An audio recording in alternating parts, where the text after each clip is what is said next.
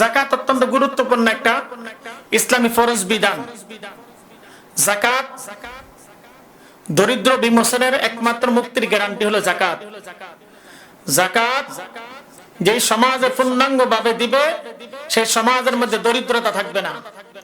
এক জামানায় ছিল সাহাবায়ে কেরামরা যাকাত দেওয়ার জন্য লোক তালাশ করতেন, খুঁজা খুঁজা যারা যাকাত গ্রহণকারী তাদের বাসা বাড়িতে যাকাত দিয়ে আসতেন। আর বর্তমান জামানায় আধুনিক যুগে সিস্টেম বাইরে হইছে যাকাত দেওয়ার জন্য আগে লিস্ট করে এবং ডাকে অমুক দিন সকালবেলা তোমাদেরকে যাকাত দিব। হায় আফসোস, হায় আফসোস, আল্লাহ না করুক এইটা যদি দিয়া দেখানো হয় তাকে মানুষকে দেখানোর উদ্দেশ্যে বা মিডিয়াকে প্রচার করার উদ্দেশ্যে, তাহলে যাকাত তো আদায় হবে না, বরং গুনাহ হবে। যাকাত দেওয়ার ক্ষেত্রে খুব সাবধান, যাকাত দিতে হবে। যাকাতের সহজ মাসালা আমরা অনেকেই কয় হুজুর 6 মাস রোজা লাগাতার রাখতে রাজি আছি, 3 মাস লাগাতার রাখতে রাজি আছি, 1 মাস লাগাতার রোজা রাখতে রাজি আছি, 24 ঘন্টা লাগাতার রোজা রাখতে রাজি আছি, না খায়া থাকতে রাজি আছি, কিন্তু যাকাতের ব্যাপারে মাসালা জান্না শুননা আমাদেরকে বলেন। জান্না শুননা কি? যখন বলি যে 52.5 তোলা রূপা অথবা 7.5 তোলা স্বর্ণ, এই দুইটার যে কোনো একটার মূল্য পরিমাণ সমপরিমাণ মালিক হোক না কেন, মালিক হওয়ার পরে 1 বছর অতিবাহিত হওয়ার পরে বালেগ হওয়ার পরে ঋণ মুক্ত থাকলে আপনার উপর যাকাত ফরজ। কিন্তু তখন বলে যে না, 7.5 ভরি স্বর্ণ যতক্ষণ পর্যন্ত না হবে এই মূল্য পরিমাণ যদি সম্পদের মালিক না হয় যাকাত দিতে চায় না। আসলে তা নয়। এখন বর্তমান 52.5 তোলা রূপার দাম হলো কম একবারে বাজারের মধ্যে সর্বনিম্ন মাত্র 85,000 টাকা। 1 ভরি স্বর্ণের মালিক কেউ যদি হয় তাহলে তার উপরে যাকাত ফরজ। যাকাত ফরজ হওয়ার জন্য আপনার শর্ত হলো 7টা। 1 নম্বর নিসাব পরিমাণ মালের মালিক হওয়া, 2 নম্বর সম্পদের পূর্ণাঙ্গ মালিক হওয়া, 3 নম্বর সম্পদ পূর্ণ 1 বছর মালিকানায় থাকা, 4 নম্বর বালিগ হওয়া। তবে নাবালেগের নামে অনেকে কি রাখে? সম্পদ কি রাখে? ব্যাংকে জমা রাখে। পিতা মাতা তথা অভিভাবক যাকাত আদায় করতে হবে। অনেকে করে কি জানেন?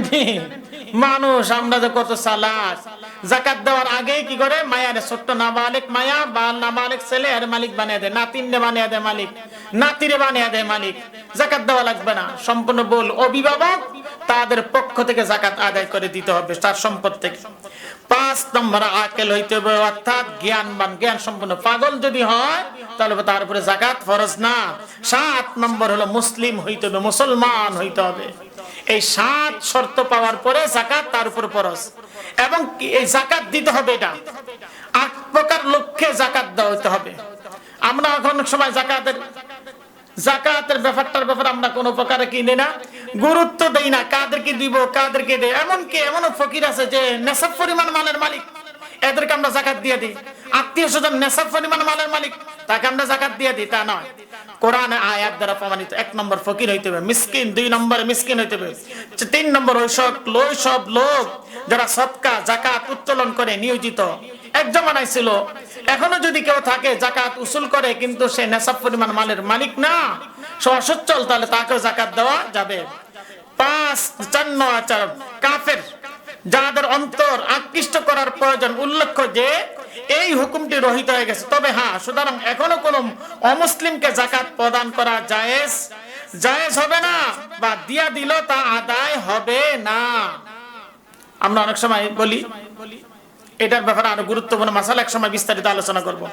গোলাম বা বাদী আজাদ করা, অর্থাৎ আপনার গোলাম বা বাদী যারা কি করে আজাদ করা হয়েছে এদেরকে কি যাকাত দেওয়া যাবে। আর ঋণগ্রস্ত ব্যক্তিদের সাহায্য করা, এদের যেখানে ক্ষেত্রে যাকাত দেওয়া যাবে। আল্লাহ রাস্তায় জিহাদকারী, এদেরকে যাকাত দেওয়া যাবে। মুসাফির প্রয়োজন, যতটুকু প্রয়োজন আছে পূরণ করার প্রয়োজন অতটুকু পরিমাণ তাকে মুসাফির ব্যক্তিকে যাকাত দেওয়া যাবে। মুসাফির কারে কয় এটা আমাদের জানার দরকার আছে।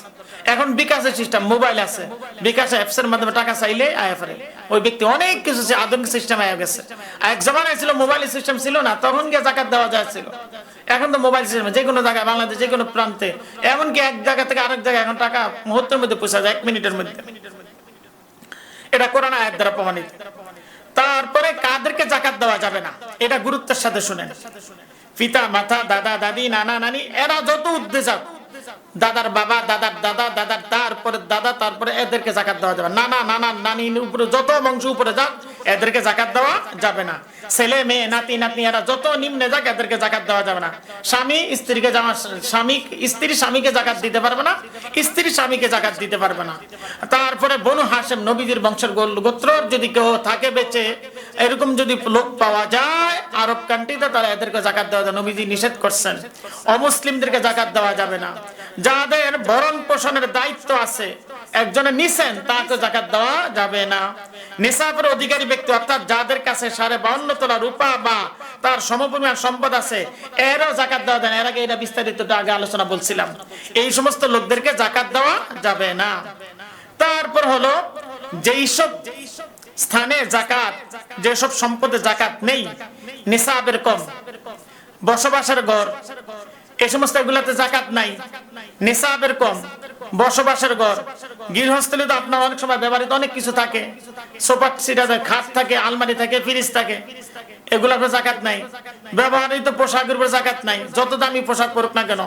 ব্যবহারের গরু, ঘোড়া, গাধা, খচ্চর, হাতি, মহিষ ইত্যাদি প্রাণী, তেমন এখন গাড়ির ব্যবস্থা, এর উপর জাকাত নাই। তারপরে ব্যবহারের যানবাহন, প্রাইভেট কার, মোটর সাইকেল ইত্যাদি, এগুলো জাকাত নাই। শিল্প কারখানার যন্ত্রপাতি, মেশিনারি, আপনি এগুলার উপরে কি নাই? জাকাত নাই। আপনি শিল্প কারখানার মালিক, যন্ত্রপাতি আছে, মেশিন আছে, এটার উপরে জাকাত নাই। তারপর দোকান ঘর, আপনি দোকানদারি করতেছেন, দোকানের ঘরের উপরে জাকাত নাই। ব্যবহার শিক্ষা উপকরণ, খাতা কলম ইত্যাদি যত দামি হোক এগুলোর উপরে জাকাত নাই। ডিম উৎপাদন, হাঁস মুরগি, এই সমস্ত এগুলোর উপরে কি নাই? জাকাত নাই। এখন আসেন আমাদের দেশে জাকাত নিয়ে আমরা যেভাবে সলসাতুরি করি, জাকাত আবার অনেক সময় দেখা যায় কেউ চুরি করে, মানুষের টাকা চুরি করে জাকাত দিতে চায়, ধর্ম আপনার সাধু বানতে চায় না, যে চুরি করছে, ছিনতাই করছে, আপনার ডাকাতি করছে, মানুষের ঘুষ খাইয়া টাকা ইনকাম করছে, এগুলোর উপর কোনো কি নাই? জাকাত নাই। এগুলা যার যার টাকা যারে ফিরিয়ে দিতে হবে। জুলুম করা টাকা, জমিন আত্মসাৎ করছে, জুলুম করা টাকার মালিক হয়েছে, জুলুম করছে, বোনের হক মেরা জুলুম করা টাকার মালিক হয়েছে, ভাইয়ের হক মেরা দিছে, চাচার হক মেরা দিছে, ফুফুদের হক মেরা দিছে, এরকম হক মারা সম্পদের উপর কি হবে না? জাকাত ওয়াজিব হবে না। এমনি ভাবে আপনার আরো অনেক কিছু মাসালা আছে, যে মাসালাগুলো আমাদের একান্ত জানা প্রয়োজন। তবে একটা জিনিস জেনে নিয়েন, আমাদের জাকাত না দিলে কি শাস্তি, জাকাত ফরজ হওয়ার পরে যারা জাকাত দিবে না এদের কি শাস্তি, এটা কোরআন আয়াত দ্বারা প্রমাণিত।